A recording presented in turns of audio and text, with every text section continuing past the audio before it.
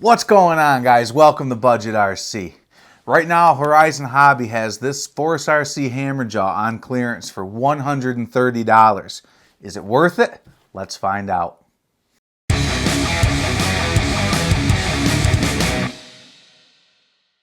Hey guys, welcome back.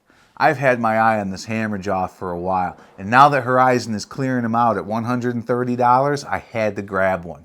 If you're interested in the more budget-oriented side of RC, make sure you subscribe to my channel. We do videos like this all the time to try to show you guys that you don't have to spend a ton of money to enjoy this hobby. We do a lot of DIY projects that are affordable, and we look at affordable vehicles like this one to see if they're worth your money. So let's get started with this review. This vehicle is a 2.2-inch tired solid axle crawler, much like the Axial Wraith. The big difference is the Axial Wraith is about $400. This used to sell for half of that at $200. Now they've got it on clearance for $130. Let's take a look at the vehicle and decide whether it's worth your money. First of all, you can see that the vehicle has a cage-style body along with Lexan panels, much like the Wraith does. Just like the Wraith, it's got 2.2-inch tires and it's got solid axles front and rear. It's a 4-link suspension like the Wraith, but this comes with metal links and not the plastic like the ready-to-run Wraith does. This also has metal links up on the steering, so you've got a good solid steering system, not flexible like you get with the Wraith. Just like some of the Wraith and Bomber models, the number of the day is 7. This comes with a detailed plastic interior with 2 drivers and driver heads. This has got a flat black finish, which I think looks a little bit more realistic. The tires are a large tire mounted to a 2.2-inch rim. The rubber compound on these tires doesn't feel too bad. It's not real soft, but it does seem like it's a little bit sticky. The foams inside the tires aren't your normal cheap foam.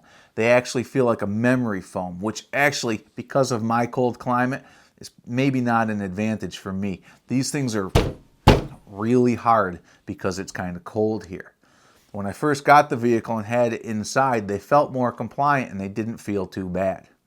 That said, they're probably still better than the super soft foams that usually come in these ready-to-run type vehicles.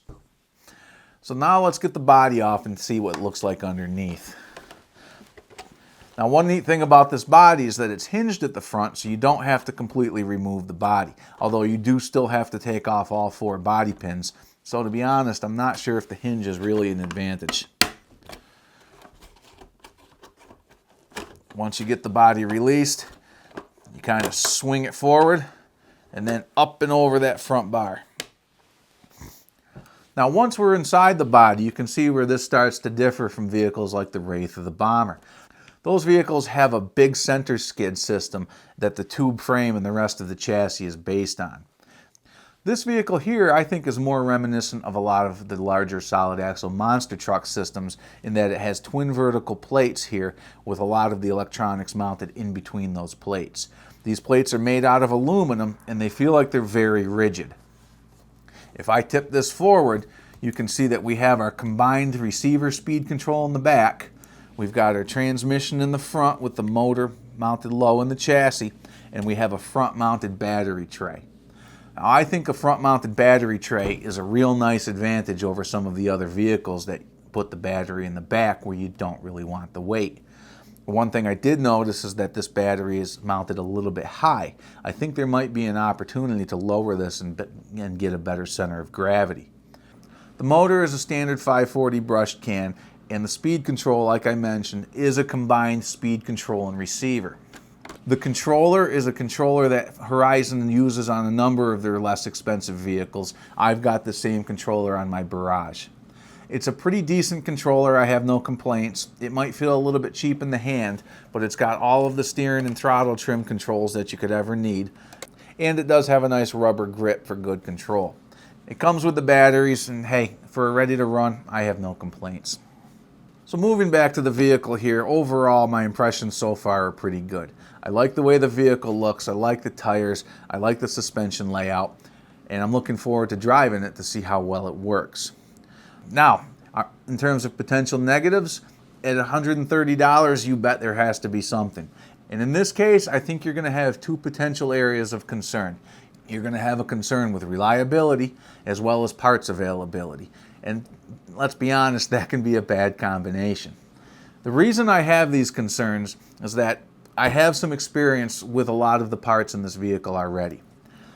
This vehicle appears to be manufactured for Horizon by a company called HSP.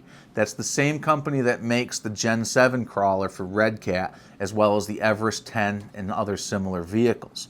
This vehicle actually shares a lot of those same components. Even though these axle assemblies are larger than what's on the Gen 7, it uses the same internal lockers, which are made from plastic. And I know from the Gen 7 that those don't tend to be terribly reliable because of the plastic. On this vehicle with the larger 2.2 tires, that can only get worse. Secondly, you've got the same drive shafts as the Gen 7, which although they have metal U-joints here, they do have plastic shafts. This center skid here is exactly the same as what's on the Gen 7, and the transmission assembly is the same as what's on the Gen 7. Just like on the Gen 7 Sport, this has plastic gears in the transmission and no slipper clutch. So that could be another potential source of concern. Lastly is what's in the front axle. Just like on the Gen 7 Sport, this uses a dog bone axle assembly. That can limit some of your steering capability, and it can also create a bit of a weak point. One great thing about the Gen 7 is that if you get the Pro, or if you upgrade like I had done on my Sport, you can get CV axles that give you a lot more steering angle and more reliability. Because these axles are wider, those won't fit in this truck, and I'm not aware of any axle upgrades that you can get. I've also heard that some people are having trouble getting replacement dog bones for the front. So unless we can find some of those dog bones, we may need to get creative with replacement parts when the time comes. But for $130, I was willing to take that gamble. I have a feeling that we may be able to retrofit some Wraith axles in here. In terms of those plastic differentials, that's an easy fix. HSP and Red Cat sell aluminum lockers that can replace these plastic ones. They're the same ones that I put in my Gen 7, and now I'm going to put them into here. Likewise, you can get metal transmission gears for the Gen 7 that'll go right in here as well. So that addresses most of our concerns except for those dog bones. So overall, is this vehicle worth $130? So far, I absolutely think yes. I've got to get it out there and start using it, see how reliable it is and see how well it works. But for that kind of money, there's just no way I could say no. Now, not only are these on clearance for $130, but places like A-Main and Tower Hobbies frequently have coupon codes to help you save a little bit more money. I bought this one from Tower Hobbies and was able to get a few more dollars off with one of those coupon codes, so I ended up paying less than $125 for this. I'll leave a link below. If they happen to run out of stock, make sure you look around. eBay, A-Main, and even Horizon's website directly should have some of these available. It looks like they're discontinuing this entire Force RC line, so if you do want one of these, I would scoop it up soon. What do you think about this truck? Is it worth the money? Let me know what you think down in the comments below, and if you thought this video was helpful, make sure you hit that like button. If you're not already subscribed, make sure you do that too. That way you'll know when I have my next video up. So this one was a quick one, guys. Hopefully I was able to get this video to you guys before they sold out. Anyway, guys, that's it for this one. Thanks a lot.